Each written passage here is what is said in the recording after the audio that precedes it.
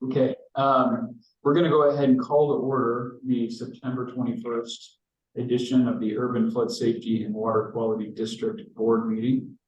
Call it to order. Again, thank you for your time and attendance. Let's go ahead and do roll call in. Sure. Starting with Ed Washington. Bob Salinger. Here. Heather Kane. Here.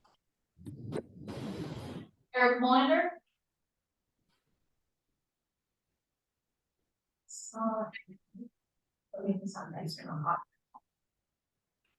Brent Cartwright. Here. Ashton Simpson. Ashton is, I think, not being able to attend it, so I'm just listening in for his sake. Thank you. Laura Stegman. Here. Emerald Bogue. Here. Nancy Henderson. Here. Steve Benjamin. Here. Eric Mueller. Here. Dave Rutman. Here. Seth Reeser. Here. Courtney Collier. Here. Rochelle Altman. See her. I see her, yes. Mary Helen Kincaid. Here. James Savitz. Here. Okay, circle back. Eric Molander, you're on the call. Can you hear us? Here. All right. And Rochelle, are you connected? Can you hear us? Rochelle, can you hear us? I don't think Rochelle can hear us. Yeah. Okay. We'll work on that. I'll have someone on staff reach out. And otherwise, we could go as far as forum and get on going with both the agenda. Excellent. Thanks, Emily. And because of time and folks that oh, Ed Washington just dropped. Oh, perfect. Sorry for the lateness, but I was called to a quick conversation. All right, And good to see you. good to see you all. So thank you all. Very good overall board attendance. We definitely have a quorum. And we did reorder the agenda a little bit just because we have some folks that do need to leave a little bit early. We wanted to make sure that we have lots of time and upfront in the agenda, the proposed legislative modifications to ORS 550. So we're going to wait and do our minutes and talk about vice chair and the bond at the end of the meeting. And I'm going to turn it over to Colin at this point to give a presentation on the proposed legislative amendments. Colin?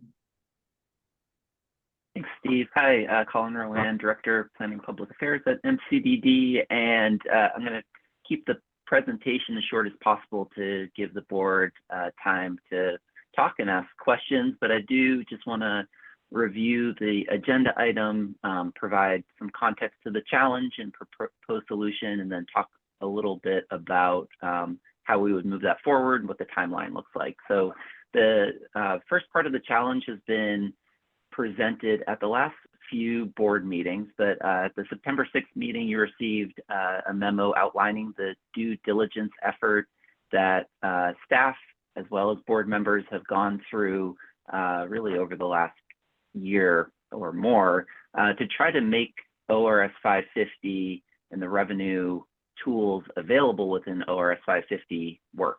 And at the end of that effort, we found that there are really large implementation challenges that make the limited set of tools very difficult to move forward with and don't provide reliable, sustainable revenue, or if it does, it would come at a really high cost of collection.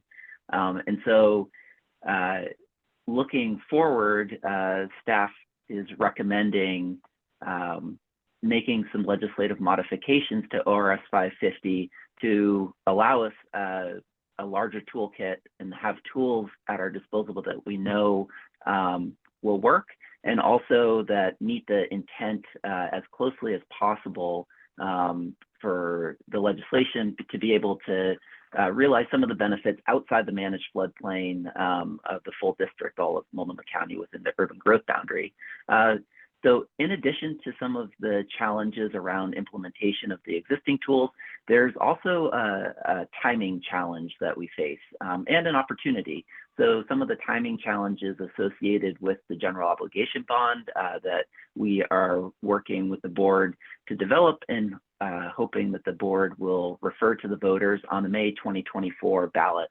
And that May 2024 ballot is important for a number of reasons, but it does help us keep up with the Army Corps of Engineers and the federal government to be able to leverage up to $100 million of federal matching funds on top of those funds that the voters of Multnomah County would be allocating for this work. And the timing of having a sustainable revenue source is really important for that general obligation bond. You'll hear more about that in the next agenda item as we walk through what it will look like to actually sell that bond and get a good bond rating. But a lot of that is tied to the mechanisms that we need in place to be able to move forward with the dissolution of the existing districts and to have a sustainable revenue source for the urban flood safety water quality district.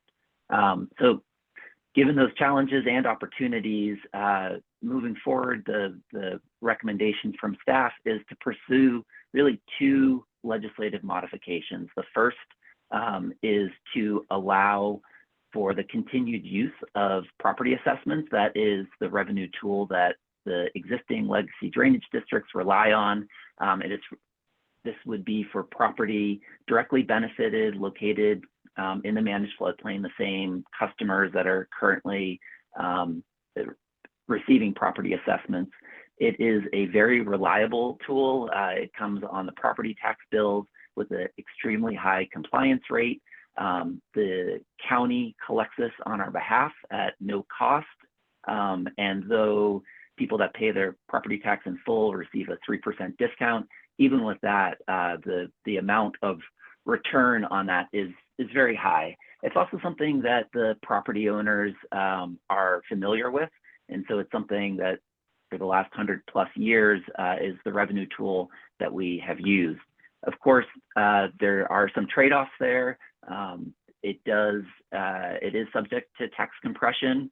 And so that is something that we definitely had worked on to try to avoid. But it's not creating anything that, well, especially around the tool itself, it's not creating something new that the property owners aren't familiar with. And so that is for the managed floodplain, and we want to make sure that that stays as, not expanded beyond that. So we would want some geographic specificity around that.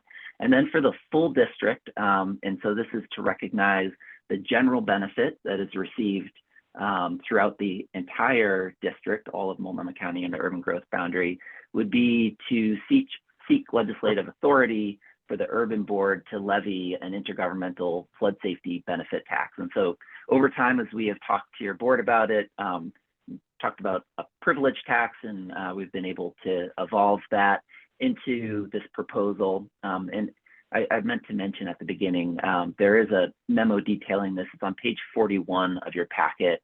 Has a little bit more detail in there as we go through it.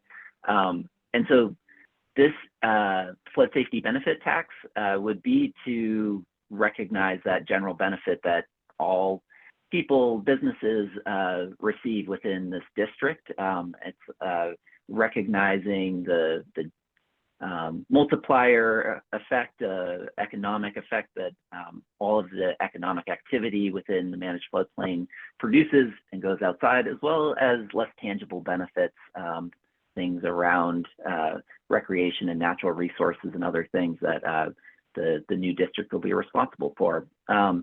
So we would allocate that based on a percentage of population. That was a conversation that the board had 2 meetings ago. And then we would also have a limit on how much that could increase annually. And so we would want to lock down exactly what that is, but some of the conversations were either a percentage basis or pegged to consumer price index. And that's really to recognize that we want to make sure that we don't shift the need for additional costs from the managed floodplain onto the full district. And so to really hold that as tight as possible. So those are the 2 legislative modifications that we're proposing to pursue. I just want to quickly talk through the timeline and what the next steps would look like before opening up for conversation and questions. So if staff receives direction from the board to move forward, we'll begin by scheduling a series of meetings. And that will probably need to be every week, if not every other week, that will be with the stakeholders and whoever their representatives will be. So for some entities, that might be their government affairs people, legislative affairs people. For other entities, it might be city managers or even board members. And so if there is any kind of quorum issue, we'll be sure to manage into that.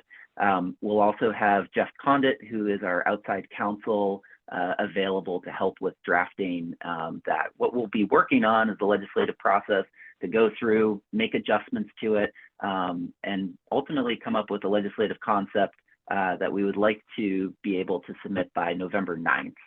At the same time, and why this timing is important, is we do need to work with members of the Legislative Assembly to either have a representative or a senator to have it as a personal bill or have it carried forward as a committee bill. And we are looking toward committee bills as the best path forward for this, as it is a legislative modification. We will need to have that and be able to get a bill, and we recognize that the short session is very short. It is February 5th until, I believe, March 11th or March 12th. So it is a mad dash there, but we really see this as the best opportunity to be able to move forward and basically to complete this effort as far as creating a sustainable revenue source, while we can still continue to look for other tools in the existing toolkit, user fees, service fees, if there's a reasonable path forward further down the line, once we have something that we know will work, and then could move forward with the consolidation effort and be able to sell the GEO bond and move forward with operating the system. So I will stop there. Oh, and there's one other piece, sorry to jump around. One other piece that's important, which is as the legislative concept is due on November 9th, and we would have this legislative process to produce what the legislative concept will look like. We want to bring it back to this board to make sure that you take a look at it and provide any comments. And so that would be for the November 1st meeting would be the goal, to bring that back and have any final comments before submitting it on November 9th. So with that, I will stop. There's a lot more detail, but I think it probably would be best to go into some questions or discussion. Thank you. Thank you, Colin. Go ahead and raise your virtual hand, or if you're here in person, your real one, and we'll get you in a queue for comments, questions. We did just see Wood Village. Seth, go ahead. Thanks, Steve. As I was thinking about the issue of the idea of governmental taxation and the changes that we're proposing, I was thinking about kind of what the best solution for our problem is. And my preferred solution would be to stick as close to the original intent of the legislation as we can. The problem we're encountering outside of the assessment issue is that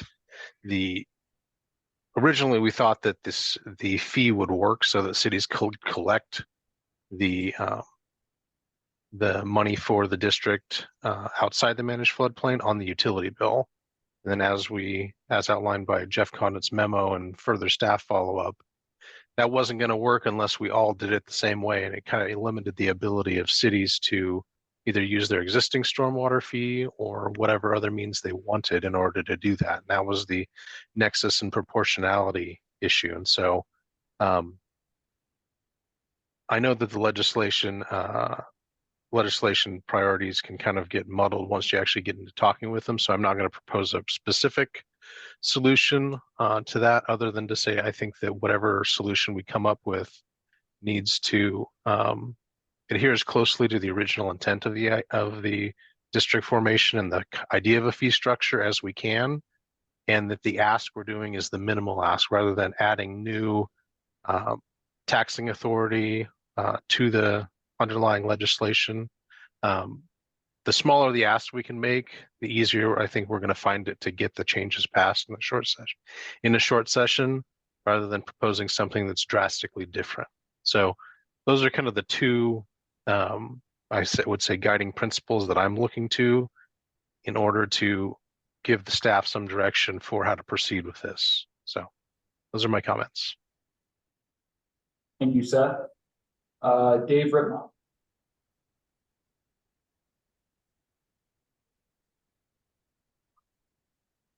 All right, thank you. I'm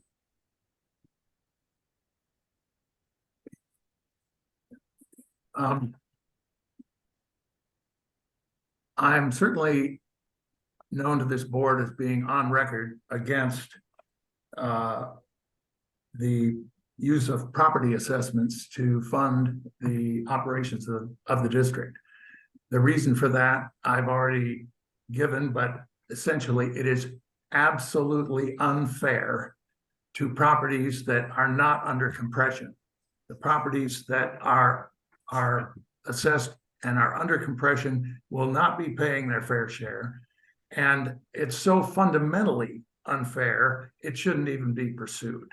I realize, and I've had talks with staff, Jim, Lori, Colin. I've talked to a lot of people about this, and I understand the objection to trying to pursue a service fee or a user fee, and because of the cost of collection.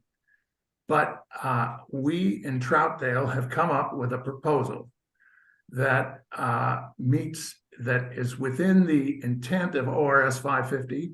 It is a user fee. It does require legislation in the short session.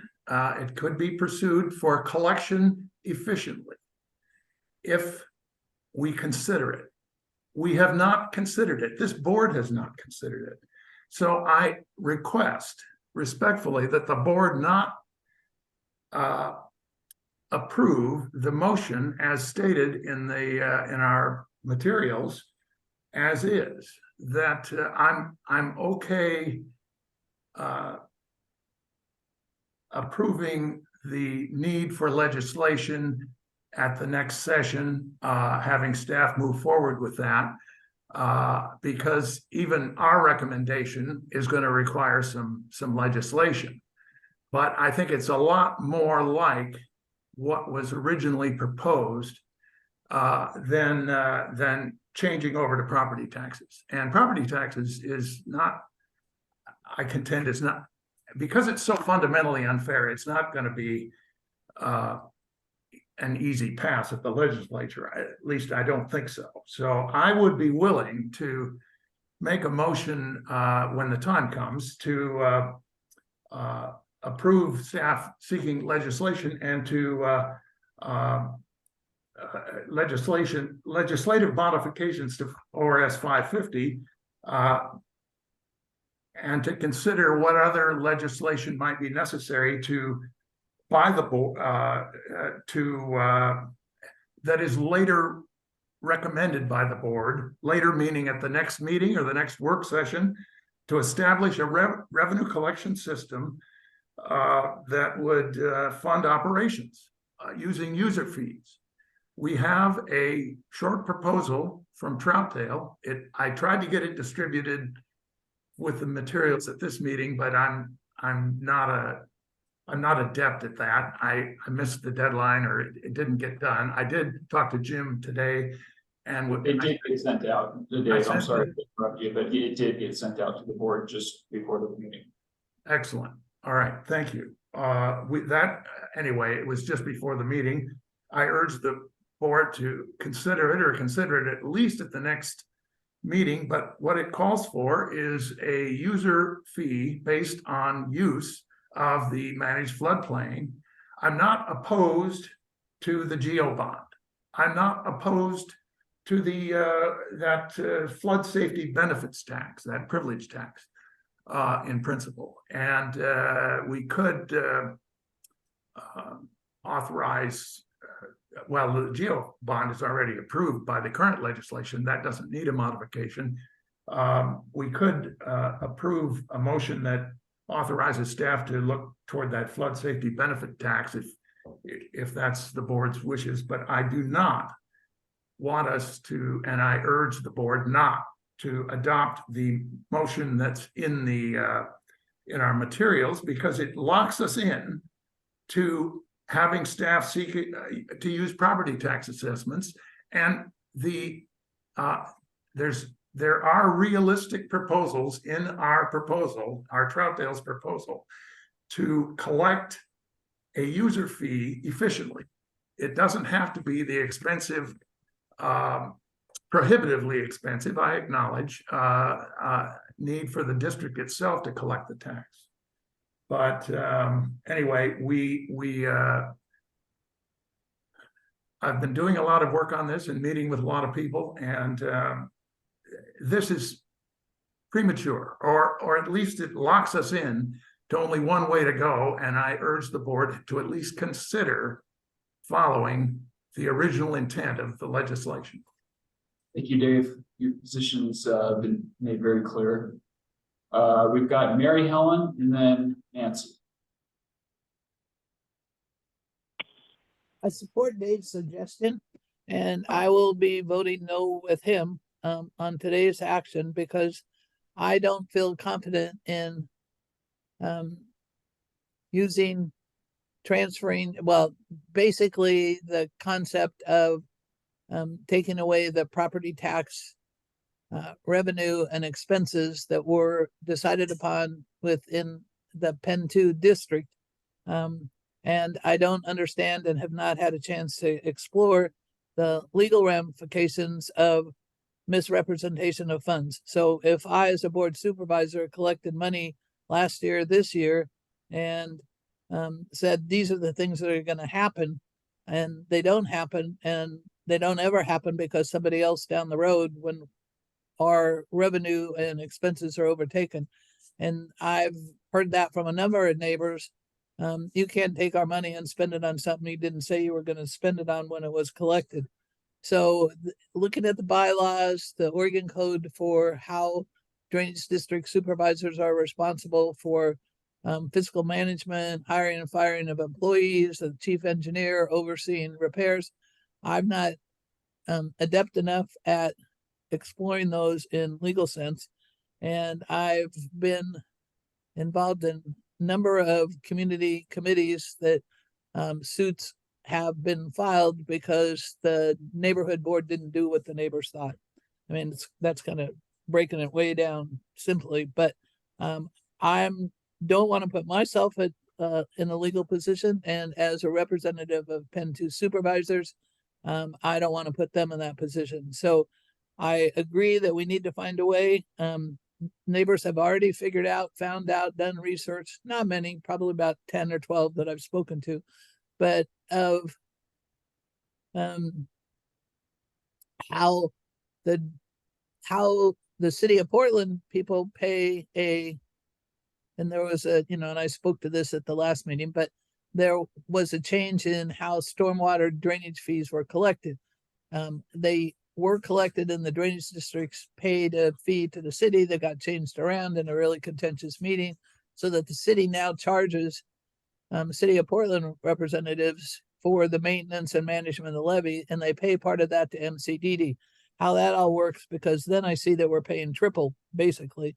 I'm paying a stormwater fee on my water bill, and I'm paying property tax assessment for the drainage districts. And the other, this is pure just perception on part of the public. There are, I think it's 11 different mod measures that we pay for: library, arts tax, street repairs, all those kinds of things.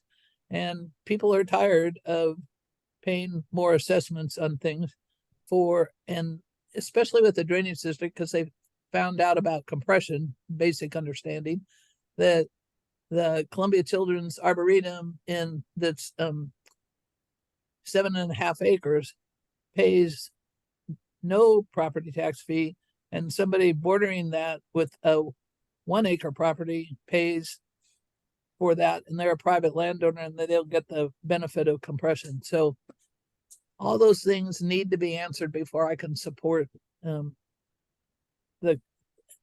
current way that we're getting them changed. And then I don't know if Dave or the other SDIC members can answer this, but originally, and Colin very aptly answered my question about what happened to Senate Bill, and I believe it was 2008, which included all of these things. And it was a joint committee called by the state. Corky and I and others went and testified to support it. But the Senate part of that meeting, well, the Senate part of the bill got pulled, and Colin, it was pulled out of committee. The House passed it based on the advice of the Senate pulling that part. And so now we're going back to try to add those parts that the Senate and actually current senator for Troutdale, Chris Gorsuch, opposed. And so I don't know the political will that would be there. And maybe I'm misspeaking, so correct me if I'm wrong, Colin, but if Chris Gorsuch's on board, maybe that's a good thing. I don't know. I don't know him personally. I don't speak with him. That's why I said the other members from the Troutdale area and Sandy would know. But those are my concerns, and I thank you for letting me spout off about it. Thank you, Mary Helen. Thanks, Mary Helen. And Steve, if I could just make a couple notes, I think Mary Helen really helpful to make those comments, because I think we can, there's a couple clarifications that I could provide that might be helpful for the board. So one, the existing legacy districts will not be levying this assessment. They would be transferring in full the assessment authority over to the Urban Flood Safety Water Quality District Board. They would be levying a single assessment, so they would assume a single assessment methodology. You don't have to worry about indemnification or anything like that as a Penn 2 board member. There is no double billing in this, so it would be basically a clean break as far as when one assessment would go out, and then the following year it would be with the urban board. So in this proposal, it would be for fiscal year 25, the urban board and the urban board alone would be levying the assessment. And then can get into legislative history, but very quickly, the original legislative concept going back to September of 2018 included all the powers that are in a water improvement district, that include assessments, service fees, permanent rate, a lot of other things. And because of we did not have the ability to do any of the analysis that we have now done on what the compression shift would actually look like, how it would actually help some of the overlapping taxing districts like the city of Troutdale. We weren't able to do that in 2018. And so we pulled out the property tax out of the updated version of the legislative concept. We entered 2 bills into the session just to see how, whether the House or Senate side would move forward. When it was clear that the Senate bill was going to move forward, then we pulled the House bill, and that was purposeful. It didn't fail out of committee or anything like that. It was just pulled so that we could focus on Senate Bill 431. But yeah, thanks for the opportunity to provide a little Yeah, more no, and thank you, because I thought it was the Colin, other way around. Can I just quickly ask clarification on, so Penn 2 has $2 million in our revenue. And I understood, and maybe wrongfully so again, that that money would be transferred in whatever the May 2025, when the new, if it goes through, assessment took place. So if we have $5 or $500,000 left in that account, who decides how that's spent? And so I can touch on it quickly, and okay, Lori is on. So, but very quickly, there is a requirement in the statute for debt distribution plans that need to be developed and then accepted. And I'll hand that over to Lori for some more detail.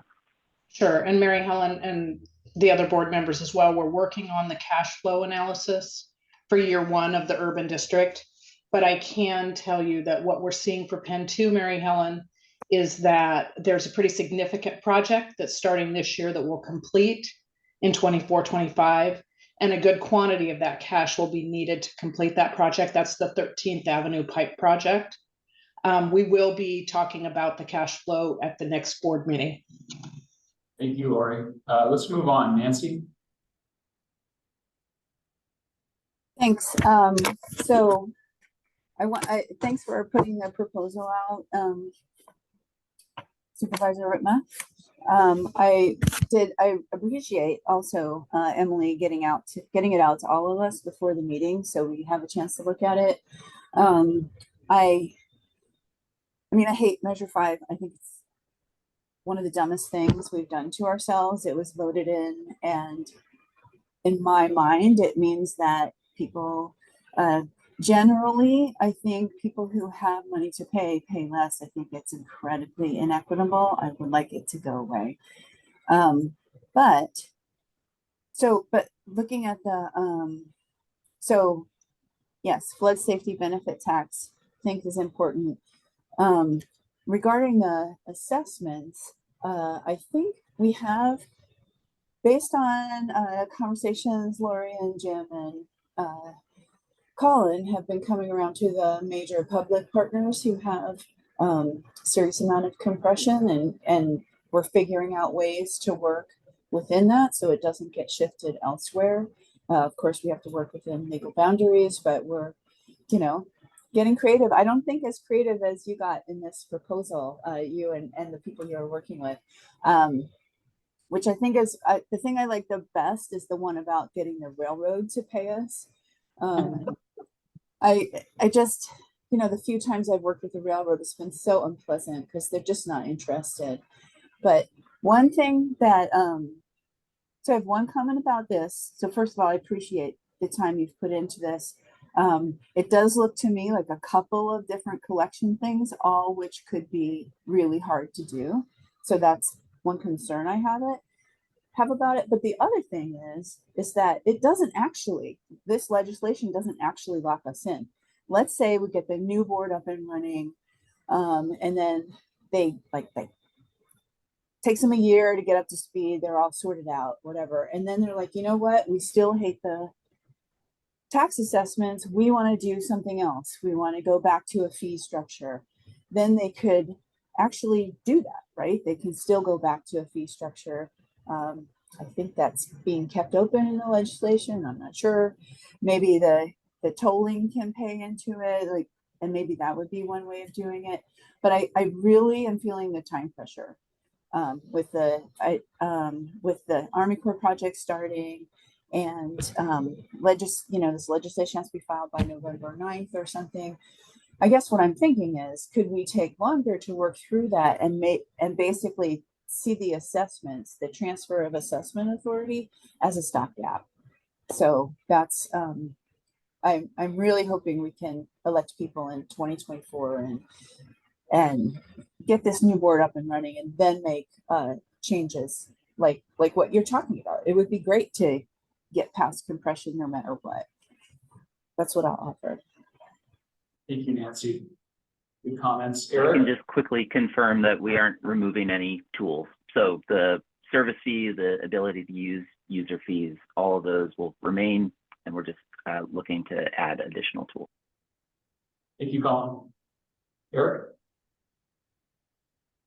Yes, I guess I wanted to touch briefly. I briefed the Fairview City Council last evening, and part of what I started out with was that for the O&M funding, we don't have a good, better, and best solution. We're only left with bad, worse, and worst solutions at the moment. And that the current proposal, not to be critical of staff, but the current proposal is what I characterized as the bad solution. The worst solution, I characterized to them and described to them the work that had been done to do the direct billing of the 380,000 households and the millions of dollars we would waste trying to collect what we need for an O&M. And the worst option that I outlined to them was the one that was voiced by somebody on the Zoom gallery during the East County briefing a couple of weeks ago, which was, what if we just let this fail? And walk through with the great help of Colin's other memo that's in the packet of what the implications are if we lose accreditation. And so then we came back to the bad solution of, okay, well, if it's a choice between bad, worse, and worst, maybe bad is the least undesirable.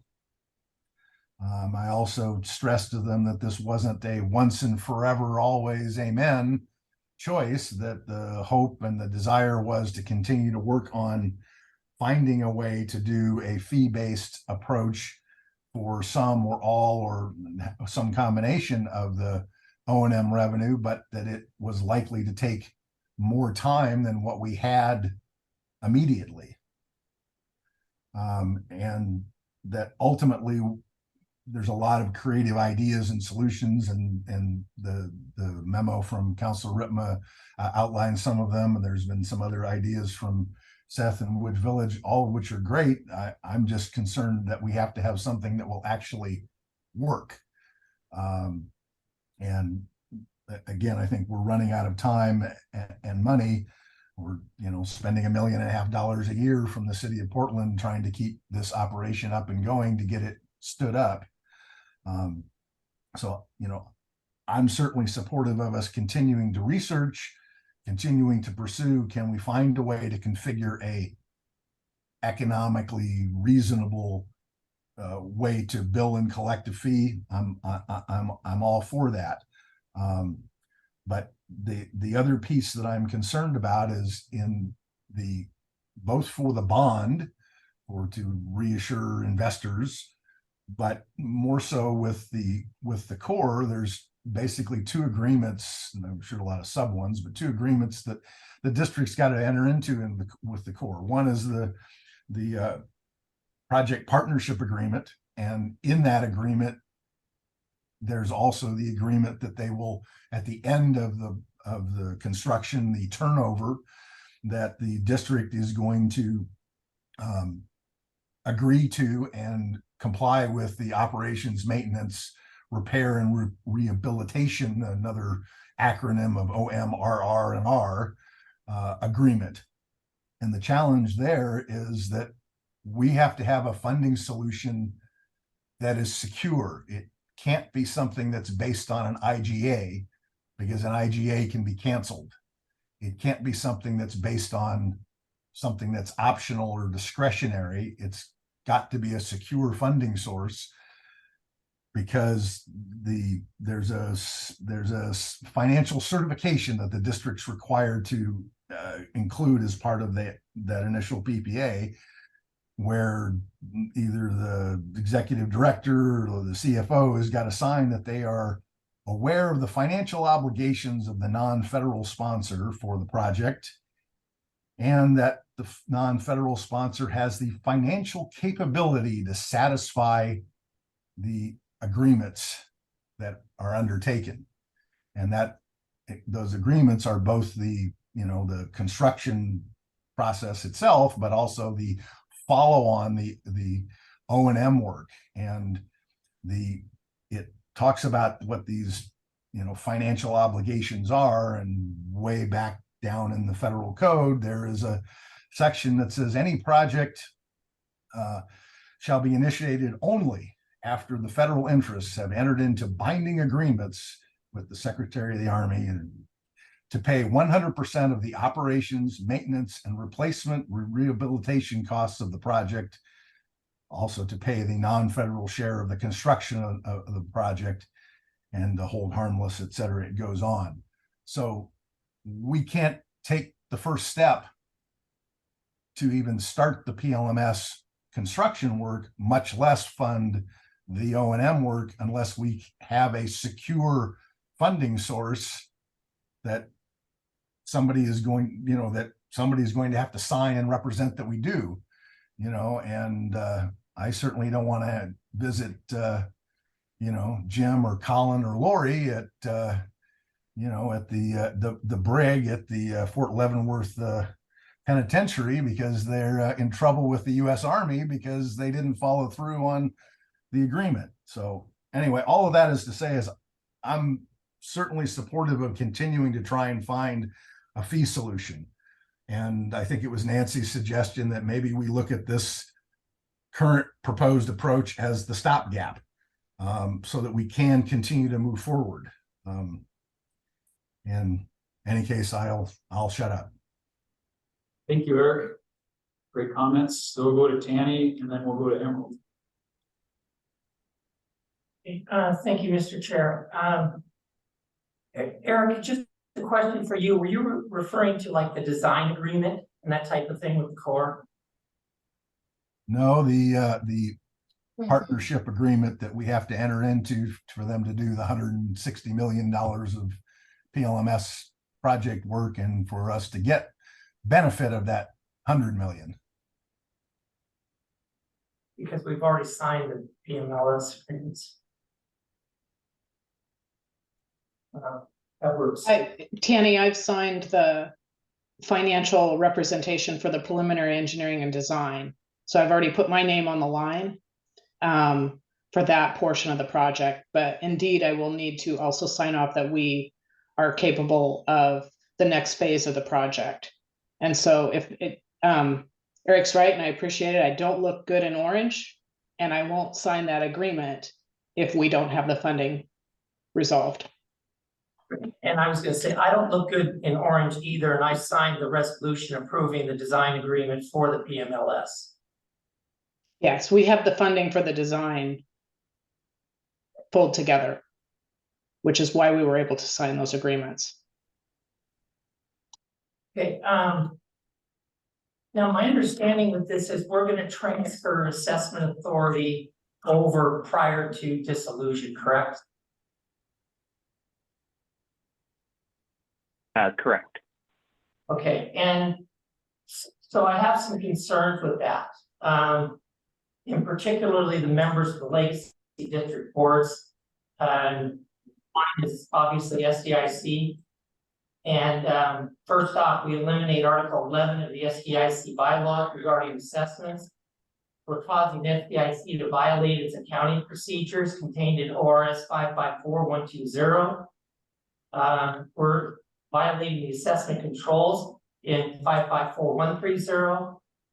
And not even to mention bylaws for Article 8, Section 3, violates Article 4 and 9 of the Articles of Incorporation for that district, sending the assessments, circumvents the power and responsibilities given to the directors, as stated in 554110 and 554080. Those are some of my concerns, and we've got a memo in there about responsibilities of board member, and SDIC has their own counsel, and we've been strongly advised to not sign off on any type of agreement like this because it could put our board members in personal liability, not to mention the district's liability by transferring those assessments over. Tanny, it would be great for Mr. Sheets to talk to Mr. Condit, Jeff Condit, because there's already clear legislative paths for dissolution of districts, transfer of authorities. If you look at like ORS 190, where you create sort of multi-party entities. So It's a great point that there are specific requirements for you as a board member and their duties, and you sign an oath of office to do that. There are also specific paths to make that transfer.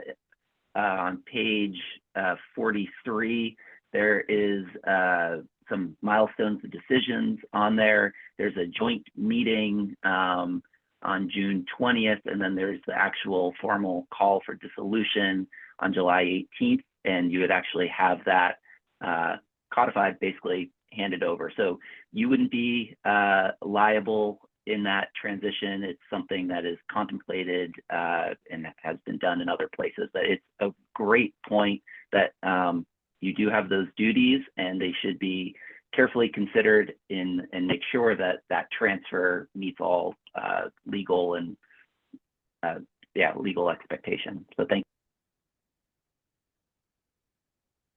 Thanks, Sandy. Are you finished for now? You come back in. Let's go to Emily.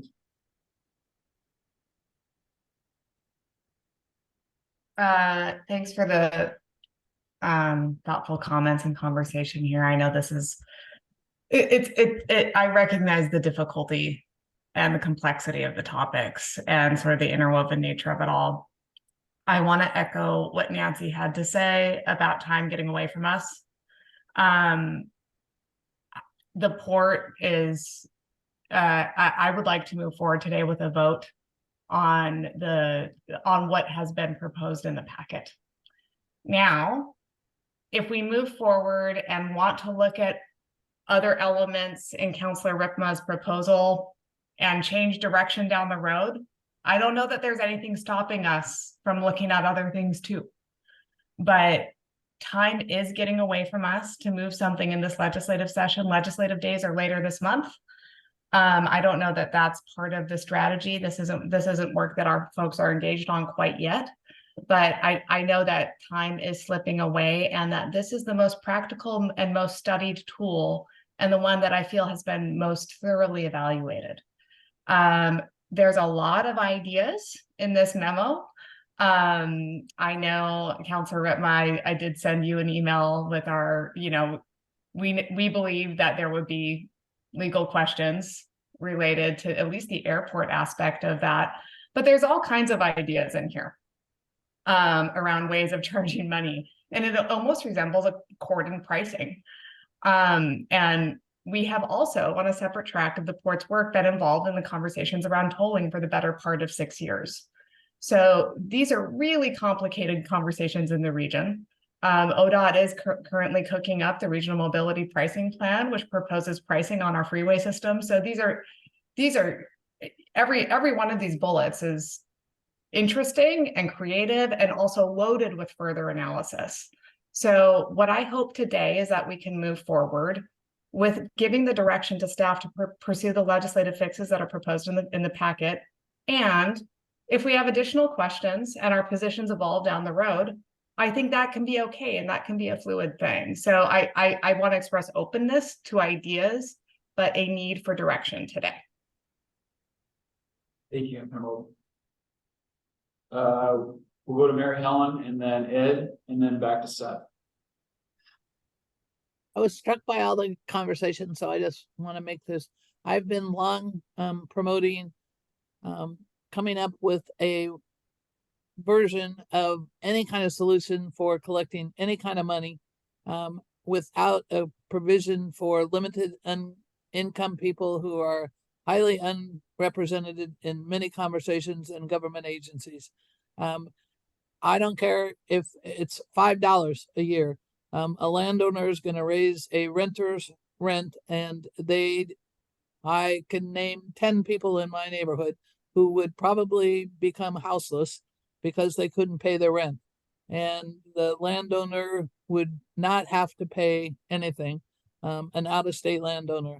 So another reason I have said that I want to represent the landowners is so that they have a way to, and many cities have this ability to apply for limited limited payments. The Water Bureau does in the city of Portland. I don't know the other cities, but It seems that when I scanned through and looked, it did.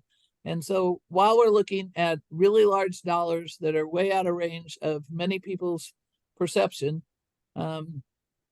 they will be caused the most harm because of our actions.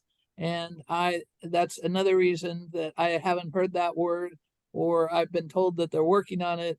And I think that that should be a mandate. One of the governor's chief action items is to provide more assistance for houseless individuals, limited income individuals. And nobody's even said that word or considered it. And any number of the people on this board work with limited underrepresented groups. And I hope that they support the fact that those are the people that are going to suffer the most. And to go to Eric Mueller's point of bad, worse, and worst, I've never been known to support a bad suggestion. Only till you find a good solution, because I don't want my name attached to, well, we did this and it was bad, but we might be able to fix it. The board in May of 2024 is going to be an elected board, and they may not think anything that we're thinking now. And so, and they may not want to inherit what we're doing now, and they may not follow any of the direction that we've just spoken today. So I'd like to take that into consideration as well. Thank you, Mary Helen. Ed? Yes, thank you. I want to ask Mr. Eric Mueller a question. Simply because with my experience on this board and as I listen, I mean, everybody has excellent thoughts and good ideas, but I sort of like the way Eric, something to ask Mr. Mueller, because I respect his word. Eric, you said this is covered 3 categories. Not going to try to put you on the spot. Are we in deep doo-doo? I'm sorry, I don't understand the question you're asking me. Can we survive this? Well, if we don't make a decision and if we don't get to the legislative session, you know, I guess the consequences are we start to fall behind with the core and we go another $1.5 million in debt with the city of Portland. You know, I don't know that I have any ability to predict the future any better than anybody else does beyond that.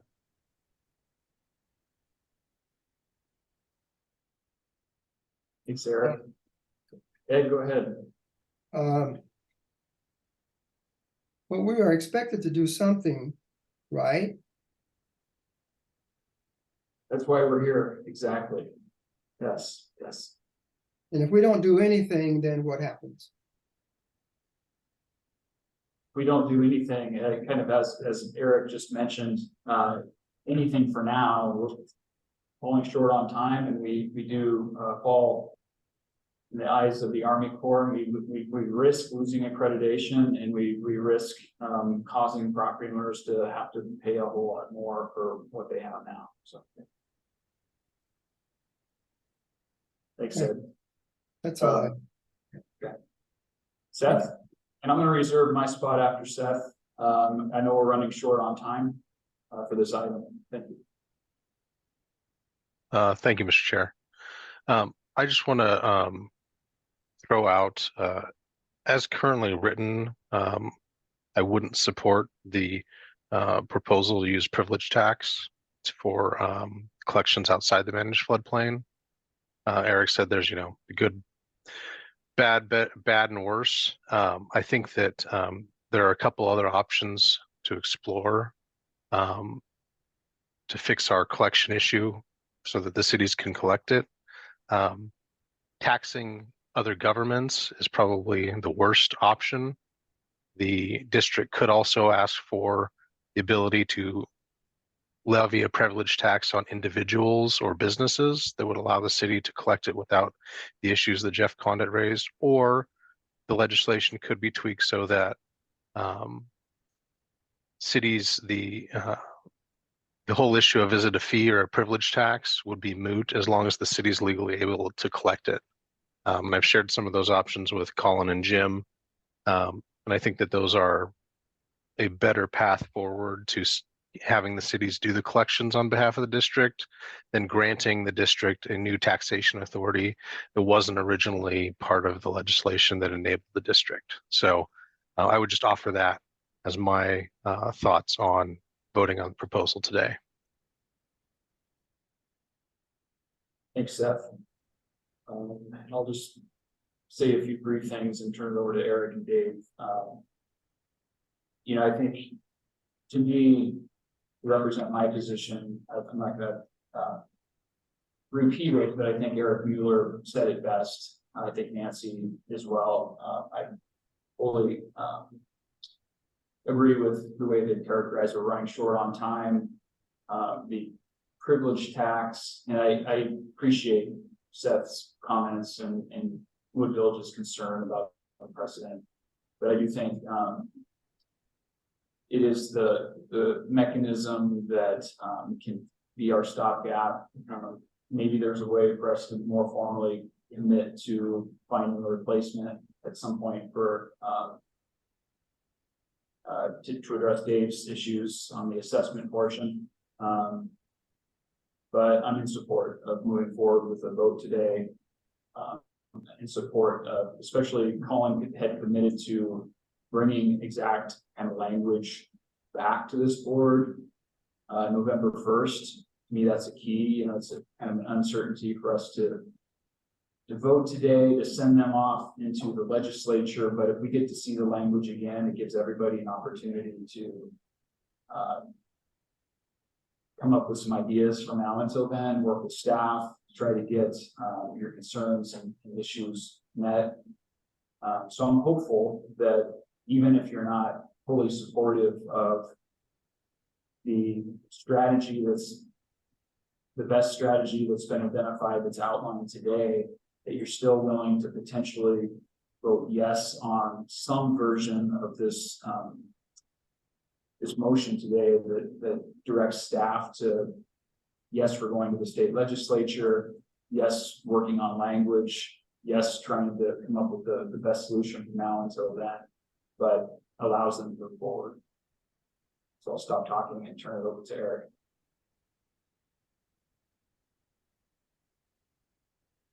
So, thanks, Steve. I appreciate that. What I'm coming down is that Eric, you're cutting out on us. I'm sorry.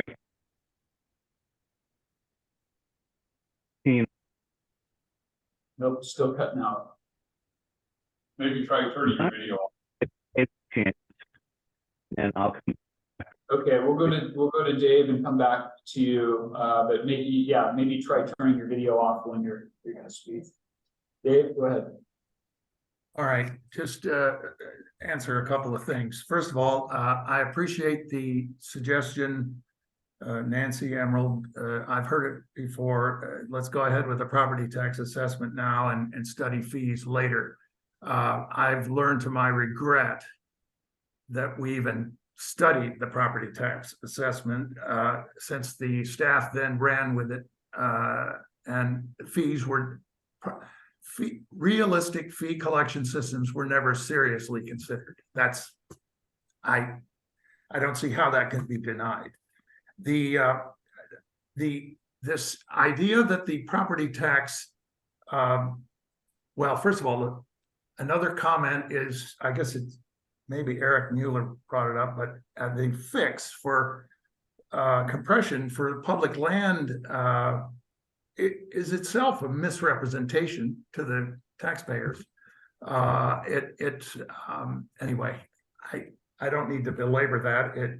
It's not, it can't be stated that way, that it's a fix for compression, but that's it itself is a misrepresentation. If the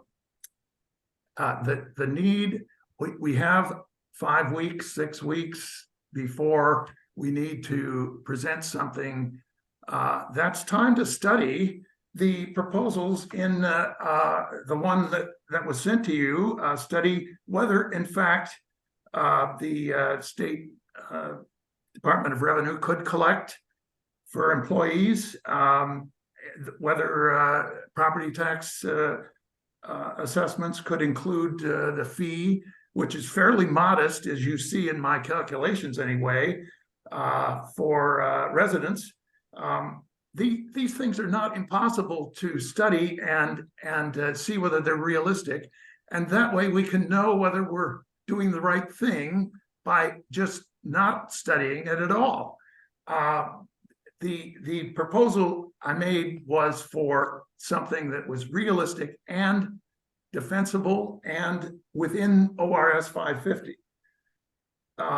Emerald's concern about the legality of the airport paying a fee. All I can say is our attorney, Ed Trumke, knows David Ashton for years, and they talked, and legally, and it's hearsay, I guess, but legally, David Ashton didn't have a problem with the fee. It's politically, of course. I don't think that's true, Counselor. I will circulate the memo authored by our counsel that he sees challenges with it, but he's not a judge. Challenges, He's an but it can be attorney. done. So, but I will share his memo. But yes, go on. Anyway, I urge the board not to consider this memo, or excuse me, this motion to approve the way it's written, because it locks us into only one way, and it absolutely forbids staff to look at the proposal, which I think this board deserves a chance to consider. We have time to consider, and we can move. The legislation that might be needed to collect a fee is no more or less controversial or complicated than, and I would venture that it's actually less complicated than what the motion here would require the legislature to do, and stands just as good a chance of passing, maybe better. Anyway, please, I urge the board to vote not to move, or if it's moved, not to vote for it. The motion in the packet. Eric, I know you were having issues before, and Lori, I'll say, Eric, have you gotten your technical issue fixed? You want to give it a try, and then we'll go to Lori? Let's see this work. Yeah. No, you're still cutting out a little bit. Go ahead, try it again. No, I'm sorry, Eric. It's still, I can't tell what you're saying. All right. I will. Let's go to Lori. Working on your end. Councilor, Commissioner Stegman. Thank you, Chair. It's been a fascinating conversation, and what I hear people saying, Dave, so I guess I'm confused because I thought I heard multiple times that if we supported this proposal, it would not preclude any research going forward. Is that correct? Can somebody confirm that? It will be the end of the discussion. I'm sorry, Lori, but that's the way it, once it's adopted, there will be, I've been in this game a long time, as you have too, and it will be the end of the discussion of user fees. I mean, okay, fair enough. I get that, Dave. So don't go there, please. Well, just asking questions, Dave. But I don't feel it is in our community's best interest to risk $100 million of matching funds. And, people are talking about, well, what happens if we do nothing? The amount that people have to pay in flood insurance, and oh, by the way, in my personal life, I'm an insurance agent. Flood insurance is not cheap. And if individual residents and businesses, if every one of us was required to purchase flood insurance, it would be insane. The amount and the cost. So anyway, I mean, I feel like we have to go forward. I know that it's not ideal, but I think Eric put it pretty well too, is, we have to make the best decisions that we can, given the tools. And I understand what you're saying, but I mean, I've conferred with my staff at Multnomah County, and I agree that they feel like that we should move forward with the vote today. And again, I don't think that it 100% locks us into the property assessment, but I understand what you're saying, Dave. I want to acknowledge that. But I mean, we can't just sit here and spin our wheels. We have to keep moving forward. So I think we should call for the vote. Thank you, Commissioner. I have Corky in person with his hand up. Corky? Thanks. This really great discussion, everyone, and a lot of good points. I'll add to Colin's point early on that one of the trade-offs of going to the property taxes suppression. The other big one for me is that we made a promise, and that promise is embedded in ORS 550 to not use property taxes for good reason. So we've got the good reason, which is suppression. We also have the promise, and that worries me. Could we revise the the motion to move to approve staff to seek legislative modification to ORS 550 to allow a range of fees on the managed floodplain, rather than saying we're going to direct staff to modify 550 to allow property taxes? Don't do that. Say we're going to direct staff to start working on a modification of 550. We've got to move. We can't put this off. We've got to move in. As Nancy said earlier on, we need to get this wrapped up in 2024. And that means we've got until November 1 to get this in front of the state. So let's get moving on it. And I'll spend my time this month working on the alternatives as well, because I don't want to do the property tax. But if that's absolutely the only thing we've got left, then so be it. And that we'll have to do it. I think there's some alternatives, just as Dave mentioned. Thank you, Corky. Carol, I see your hand up, and welcome your comments, and then we'll go to Eric. And I will, after Eric, be willing to entertain a motion of some sort. I'm not quite sure exactly what it is, but if you have a creative idea of a motion that may garner the support of this board, feel free. Carol? Well, good afternoon, everyone, and thank you for offering up that perfect segue of a creative idea that I see Seth already smiling at me.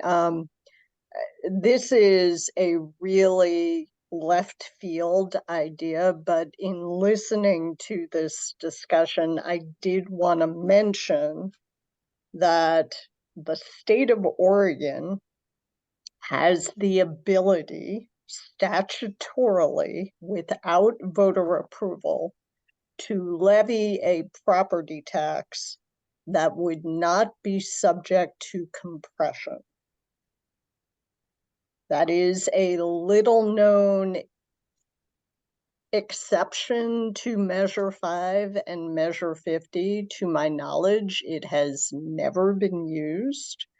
And I appreciate that the politics may kill it on arrival. On the other hand, the amount of a levy against the state's value would be infinitesimal.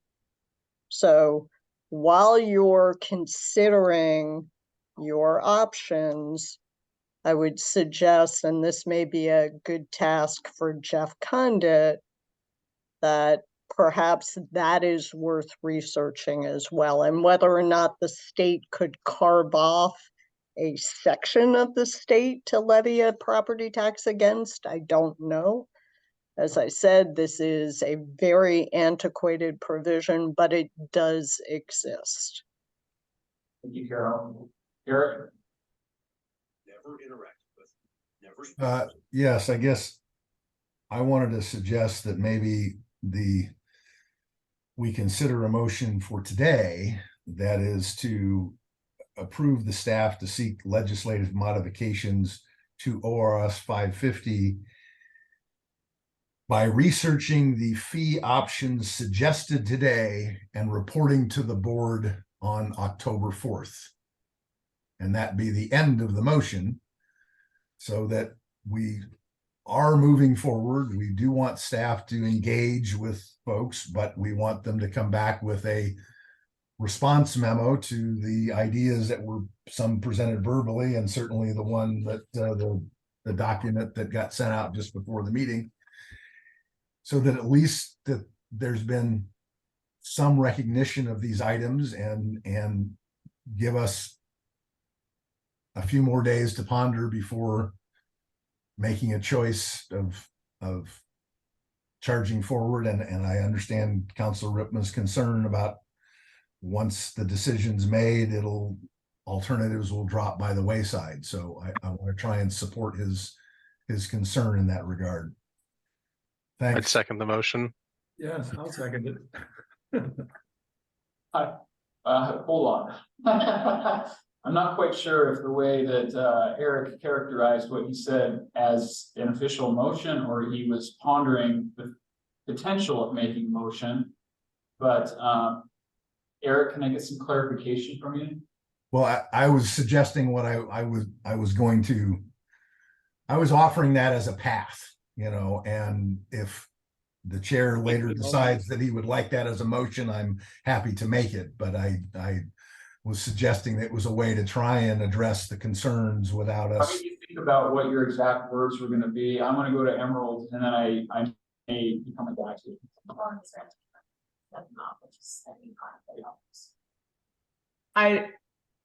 Whatever path is chosen for additional evaluation, I would want to make sure that this board is having a clear line of sight on a few different fronts in any analysis. Analysis 1 being, of course, always legal analysis. Assessment 2 being implementability. What would it take to implement such a thing? And third is political considerations. So Carol, that idea, super interesting, right? But I would have a hard time understanding how the legislature would decide that this is the one property tax that is not subject to compression above schools, above everything else that we pay property taxes for. So yes, possible from a legal perspective and technically, but politically there would be a lot of challenges there, as you noted. So I just want to elevate that all of the considerations have to go through how this board thinks. And reinforce that I'm ready to take a vote today. Thank you, Emerald. Seth, go ahead.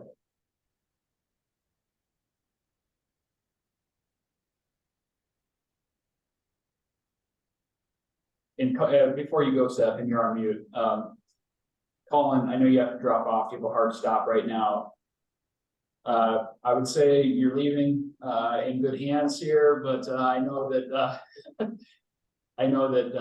we've got some work to do, but we will do our best to get you what you need. So feel free to jump off. You're on mute also, Colin.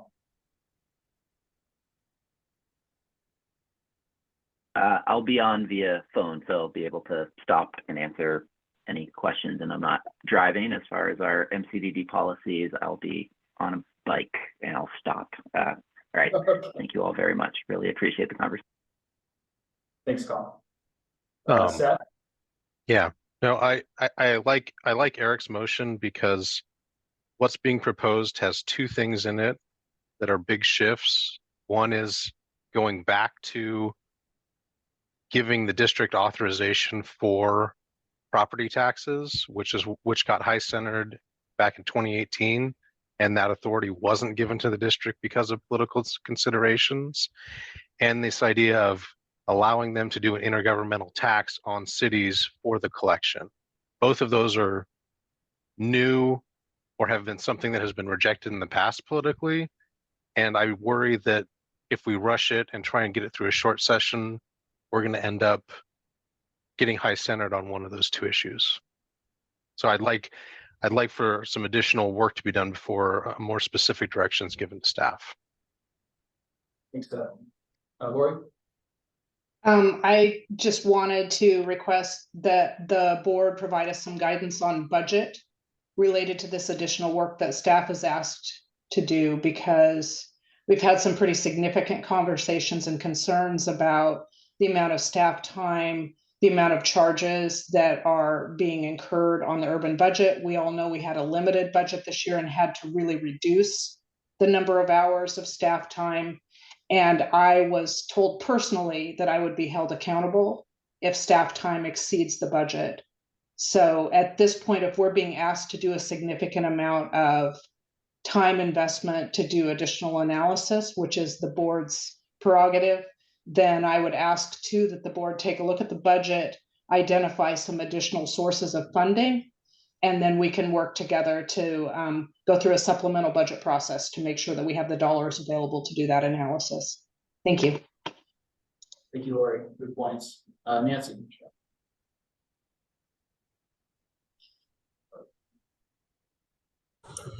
Okay. I was actually gonna make a motion. Go ahead, Nancy. Okay.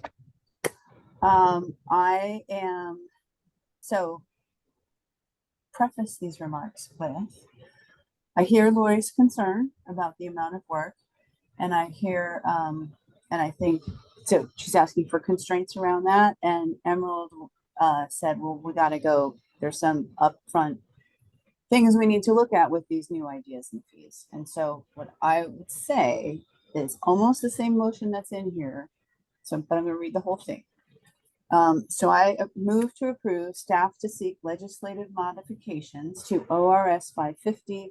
These modifications are to allow the Urban Flood Safety and Water Quality District to use property assessments on properties on the managed floodplain and to establish an intergovernmental flood safety benefit tax on all cities and unincorporated Multnomah County within the district, comma, and to investigate before the legislative submittal deadline the feasibility of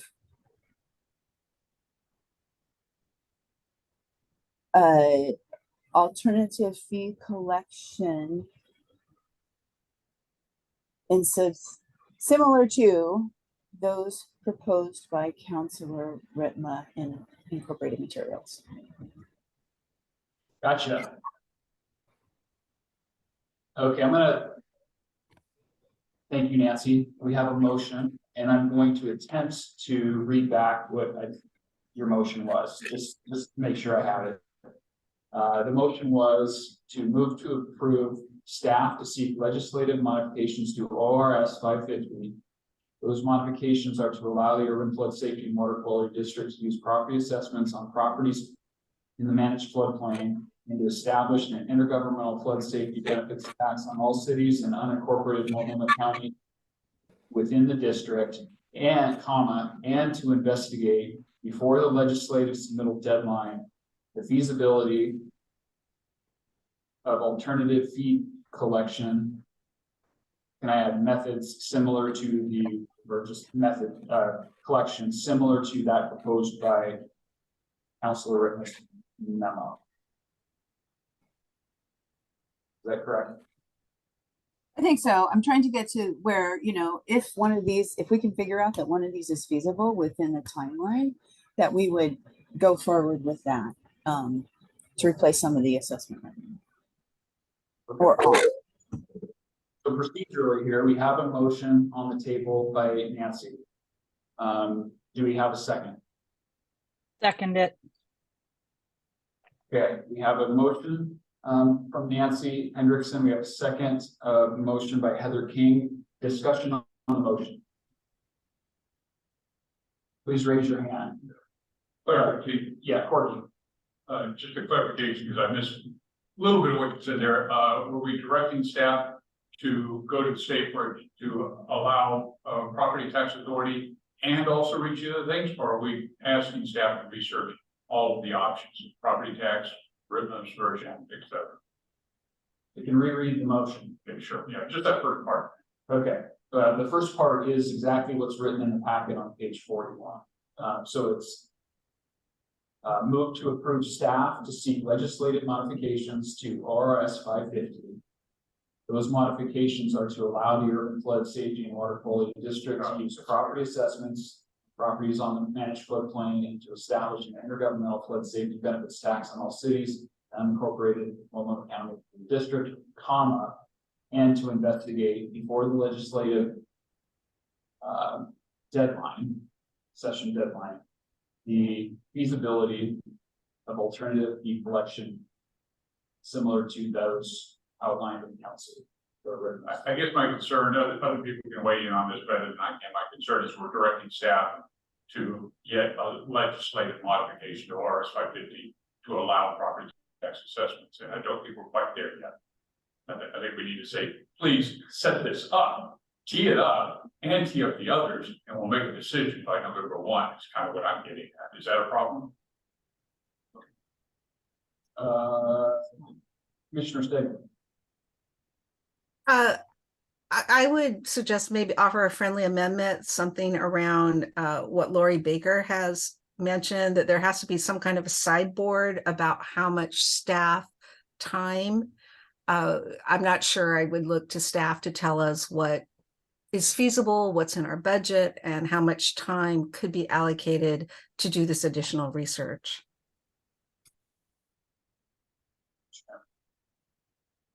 Mary Helen. Oh. I don't know if I understand this correctly, so somebody brighter than me can probably answer it. It sounds like we took the written in the packet version of what we're going to vote on and then added Dave Ripmus, and those two kind of fly in conflict of each other. Thank you, Mary Helen. I don't know that they fly in conflict. They do direct staff to move ahead to seek legislative modifications, but also to analyze at the same time the fee collection methods outlined in Dave Ripmus' memo. I think kind of realizing that the entities kind of on this board, many of them have a lot of, I guess, ability to influence the success or failure of the legislative item, but it's just mine. Okay, I guess I just, it sounds like too much politics. There's been quite a bit of discussion about wanting to find alternatives to what the motion is. I think Corky said it pretty well, and I can't repeat exactly what he said, but does it mean that we're going to do this and, oh, by the way, we're going to do alternative, but will we go back and change it? And if we vote to go one way, we can't go the other way. So unless I'll just stop now and let Dave explain. Thank you, Mary Helen. Dave, go ahead.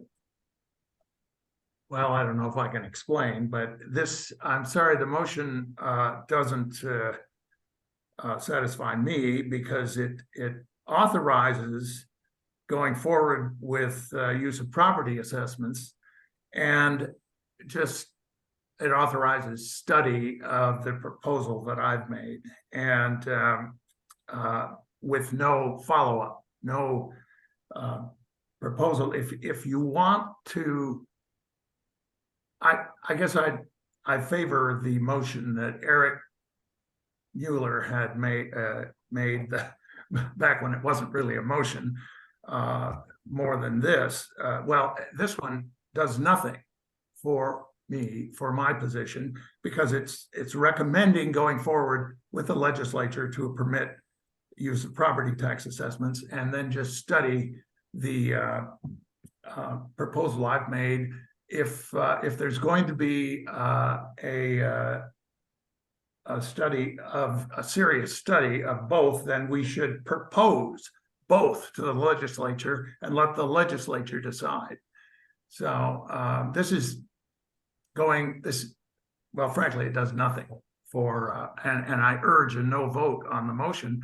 Since it's been seconded, I'd be glad to try to amend it back to Eric's language, but I don't know procedurally how to, we're discussing it now, so I don't exactly know how to do it. Thanks, Dave. Emerald? Just procedurally, I would like, it would be helpful if anything being considered by the board could be thrown into the chat, just so that we can maintain some eyesight on what exactly we're tracking and what we're voting on when it comes time to vote. I would support an idea of moving forward today with giving staff the direction to move forward with these legislative fixes.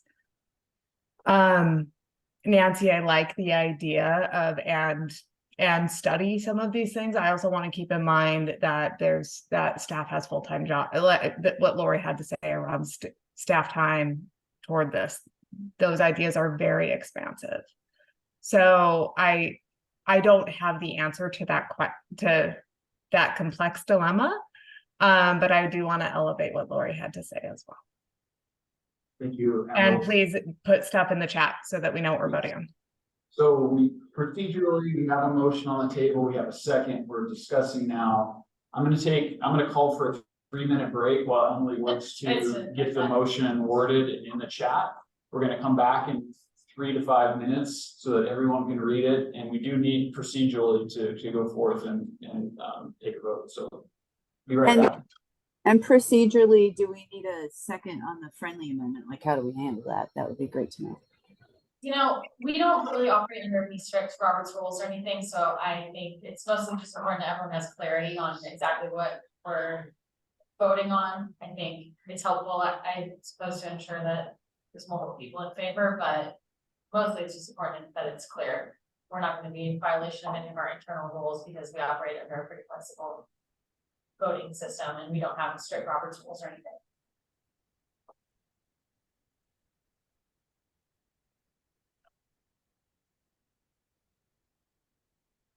Hold on, if I press it, I can see. Okay.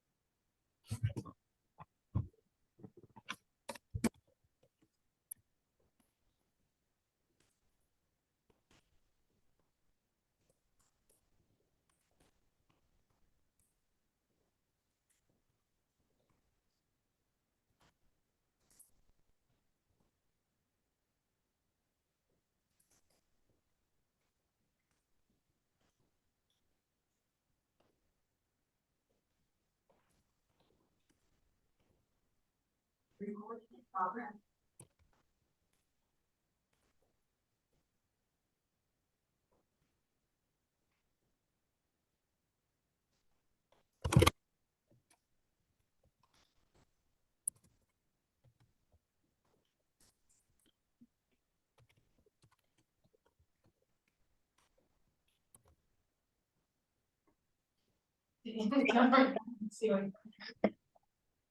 where do we decide, are we sticking to the motion and voting on it, or should we?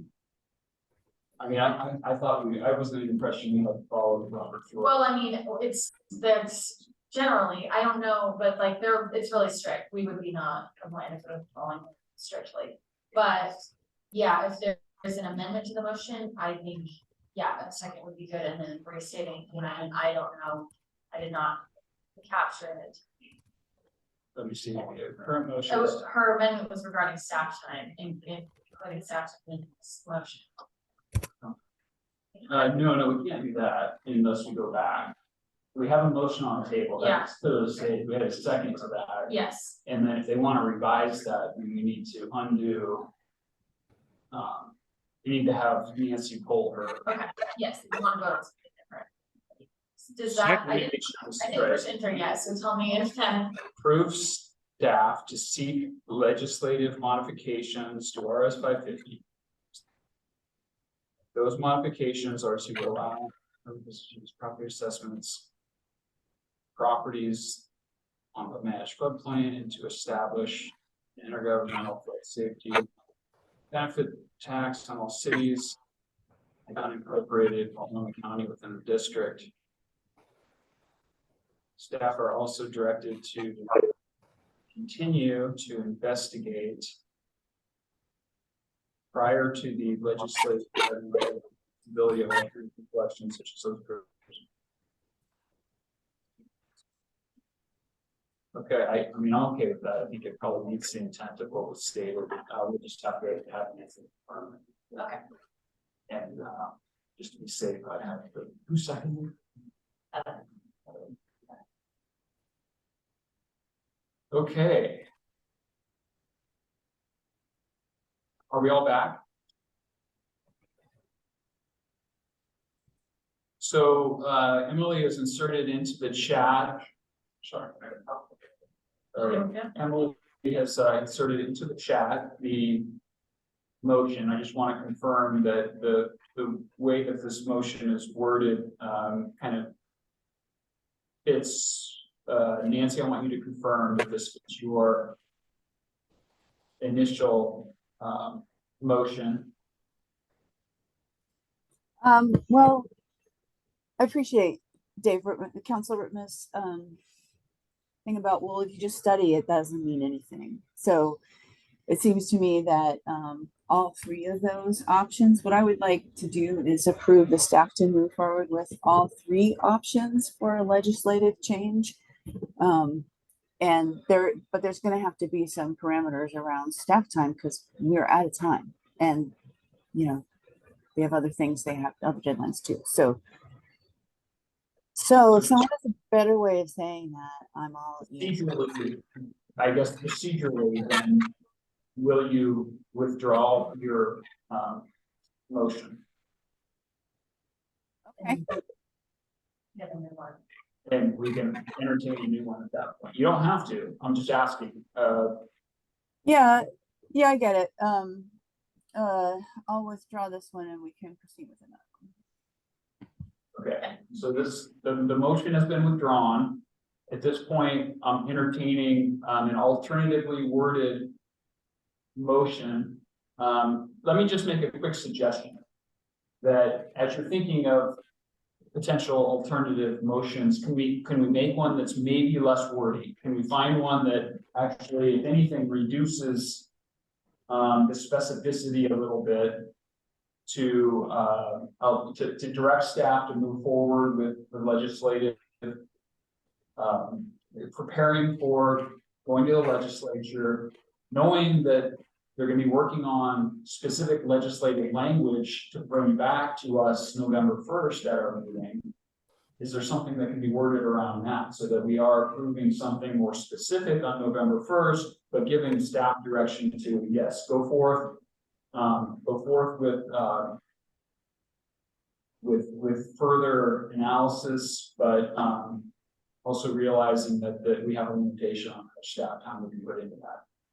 I threw something up on the chat that might get to that. I'm not saying anybody do something else, that's fine. I was just trying to do what Nancy just said, which is let's just study the 3 or 4 proposals we got out there. As for, and if we need a deadline, of course, because we've got to decide on this by November 1st, and we've got to be at the state on November 6th, is it, or whatever? Yeah. Which brings up, just real briefly, my opinion on the budget things. First of all, I'm a budget hawk. I hate going over budget. This is not the time to be worried about that. We're talking about 1 month of work to do the thing that we're all interested in. And the one thing that this board is supposed to be working on, which is coming up with money. That's it.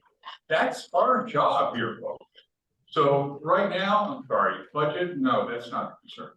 I appreciate that, Corky. I do also want to acknowledge, though, that we have been very, very strict as a board as far as the budget goes and being sensitive to this. So I do appreciate Laura's comment earlier, and I do feel like if there are other mechanisms, ways that we can do some of this analysis, maybe outside of staff, even maybe board members are taking some of these tasks on that came up with the ideas, that would help. That's our responsibility. Heather? I am just gonna read the original motion as written in the packet that we got. So I am making a motion that we move to approve staff to seek legislative modifications to ORS 550.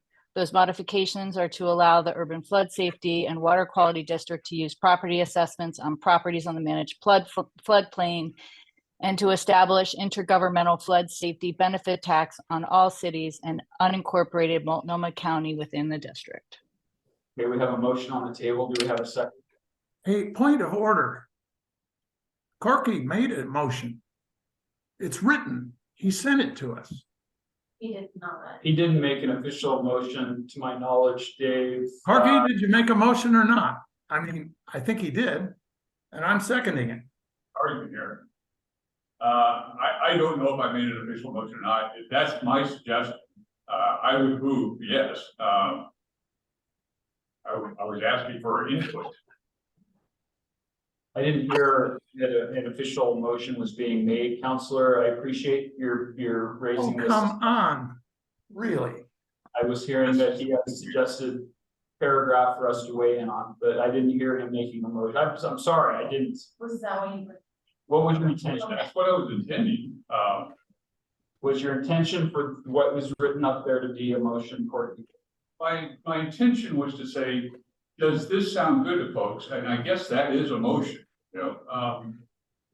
I second it. I guess. Point of order, that motion was made when there was another motion already on the table before Nancy took hers off. So I think technically it's not an official motion. I didn't post that before she took it off. Why are we having this argument? Yeah, really. We didn't finish this conversation and we've already jumped on to another motion. Okay.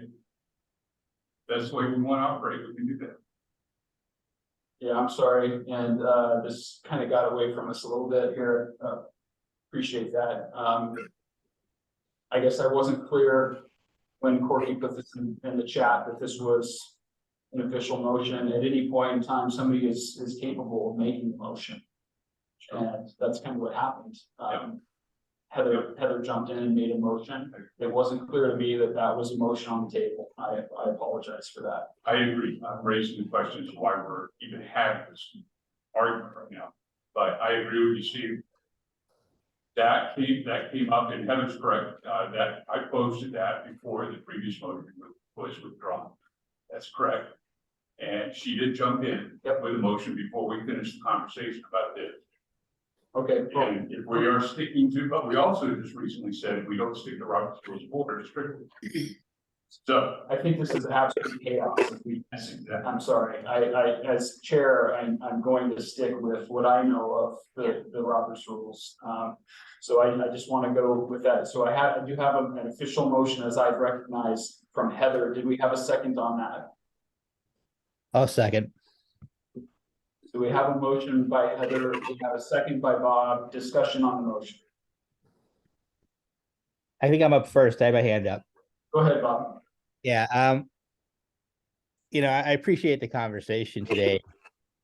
We've been going around on this for a long time. I feel like staff have actually addressed the issues that are being raised on this meeting. And there may just be some fundamental disagreements on what the right approach is on this board. I'm not sure another month or another several weeks of going round on this is going to get us any closer to resolution. From my perspective, based on what I've been hearing the last several weeks, I do think it's time to call the question. And I think it's also urgent that we call the question, because if we're going to start moving toward the legislative session, we need to do it now, not a month from now, not 6 weeks from now. The groundwork's being laid right now. If you go down to Salem and you try to talk to people about things at this point, they're already going to tell you you're late to the game. And so I think if we're serious about moving legislation in 2024, we need to get cranking on this now. We can do some more investigation and see if something pops out. But based on all the reporting back we've had, I'm not sure why we would expect something different to come out of that at this point. So I hope we move forward today, and I hope we start doing the groundwork for moving through the legislative session. Thanks, Bob. Emerald. Thanks. Lots of confusion. I just want to make it really clear what I as a board member am comfortable supporting today. I'm comfortable supporting the amendment not the amendment, what the original proposal that Heather just read off.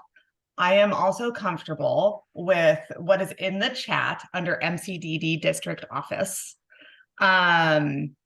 that directs moving forward with the legislative fixes and evaluating. What I'm not comfortable with is three-pronged legislative direction, because two of those prongs are concrete and they are distinct fixes to the legislation. The third prong is not a concrete fix to legislation. It's a whole body of research. Okay, so that's a different task and a different order. So in whatever order we want to take these questions and contemplations, I don't know. I will look to your lead, Chair Fancher, but those are the paths that I'm prepared to support today. Thank you, Emerald. Rochelle?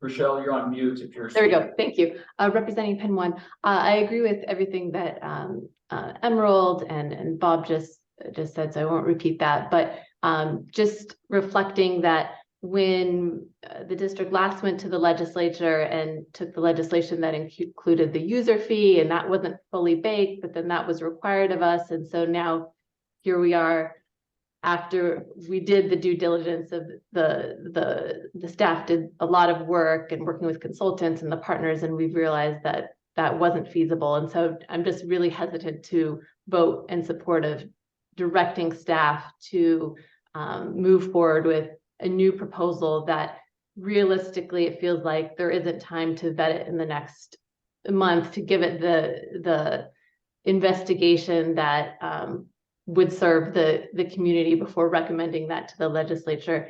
And so it feels, I feel that we need a stopgap measure to make sure the new district can stand up and we can move forward and meet the construction match. And this feels like something that the new board can consider and figure out how to research. There's a lot of creative ideas in Dave's proposal, and from Emerald and others, it sounds like they're complicated and they would deserve careful analysis before they're recommended to the legislature, so that we could all be confident that they could be implemented. And so I'm also comfortable with the original motion or MCDD's motion in the chat with that. Thank you, Rochelle. Dave? First of all, I urge non-support of the motion that's on the floor. That I don't know why it's on the floor, but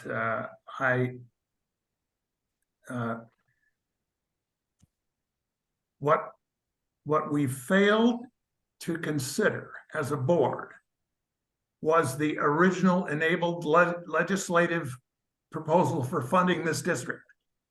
Fees, user fees, service fees. We failed to consider that. There's time. We have a realistic proposal that could, if legislation could be implemented to collect that fee in an efficient fashion. It isn't even being considered by this board. Frankly, it's outrageous. Please vote no. Thank you, Dave. Well, I'll chime in real quick. And again, apologize for the confusion. This kind of got confusing very quickly, but I do want to say that while, you know, procedurally, I think we do need to move forward with the vote. Divided board doesn't really help any of us in this case. We've got a long shot. This is only a step, folks. This is only a step to put the language together for this board again to review, to go back to the legislature and make some changes to authorities. None of that's guaranteed. This is only a step. I appreciate Dave's comments about how once kind of a board moves in this direction, it's hard to unwind, and there's not the same maybe motivation to go back and look to replace some of those mechanisms with others. But we do need to move forward. That is our charge. So I'm prepared to support it today, but support it realizing that we need more support from this board before something's going to be successful. So I don't know how much of a win this is for anybody or any side to move this forward and vote. So not happy about it, but I think we need to procedurally we need to move forward. Emerald? I would be willing to offer an amendment to Heather's motion that is in line with the language that is here in the chat from the MCDD district office. That directs the study of aspects of the study of additional ideas from board members. In memo form prior to November 1. I think we need to go back to Heather though. And, Heather was the one that made the motion.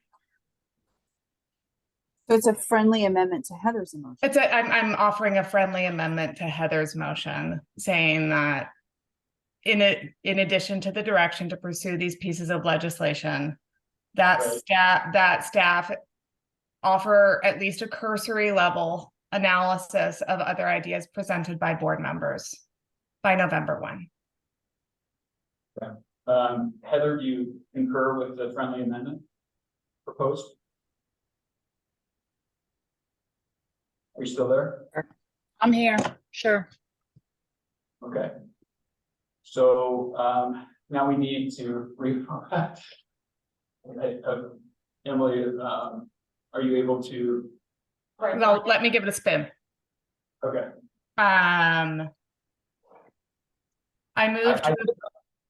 I'm sorry, just sorry to interrupt, but I liked where you simplified near the end, where instead of maybe just adding exactly what was ordered there, you basically said, take the motion on the table and add a more simplified version of studying alternative concepts. Yes. A cursory level analysis of alternative concepts by November 1. Emily is taking a shot at it. Thank you, Emily. Got a typo that I'm not quite sure what that word is. Okay, so as I understand it, the motion on the table is The same as worded in your packet on page 41 with the addition of a cursory level analysis of alternative concepts by November 1st. Heather, do you agree with that? Yes. Okay, and who was the second? Bob, you were the second. Do you concur?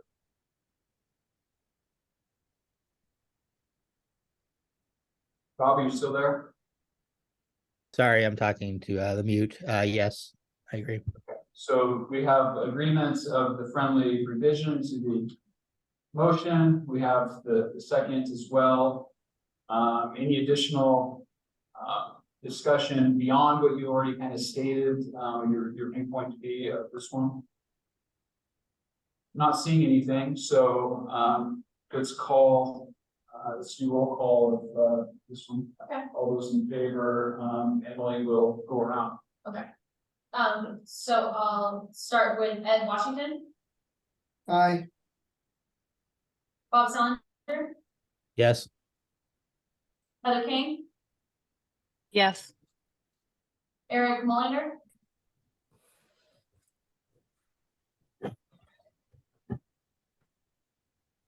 Eric, we can't hear you. Are he's still there? Let me try and fix my system again. We can hear you now. how do you vote, Eric? I vote no. Brent Cartwright, Yes. Lori Stegman, Yes. Emerald Vogt, Yes. Nancy Henderson, Yes. Steve Hatcher, Yes. Eric Mueller, Yes. Dave Rutland. This is a vote on the amendment. This is the vote for the motion, The amended motion. the amended motion. Oh, the amended motion, no. Seth Reeser, No.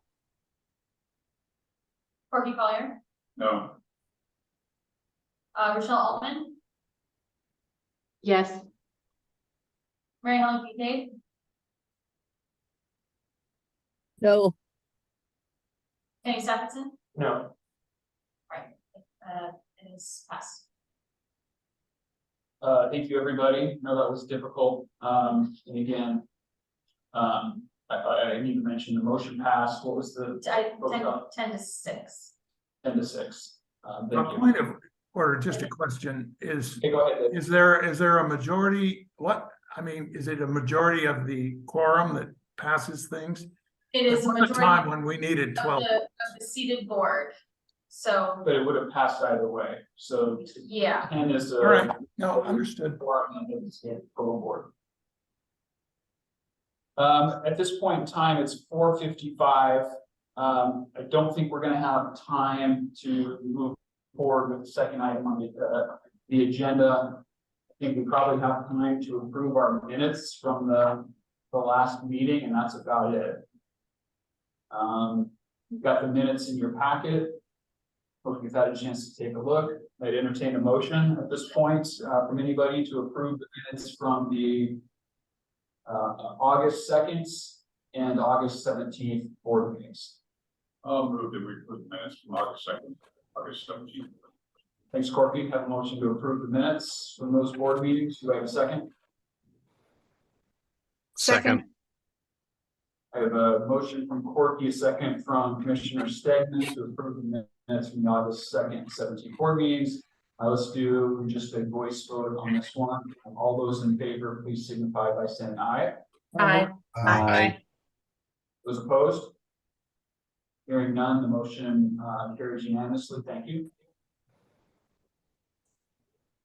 I don't think I have the energy that I definitely do to jump into 4 minutes of the second one. So thank you all. Again, this was a difficult meeting. I don't think passing this item is necessarily a success, but it does give staff some direction to move forward. And hopefully we'll be able to bring the board together by the next meeting with something. So thank you. Officially adjourned.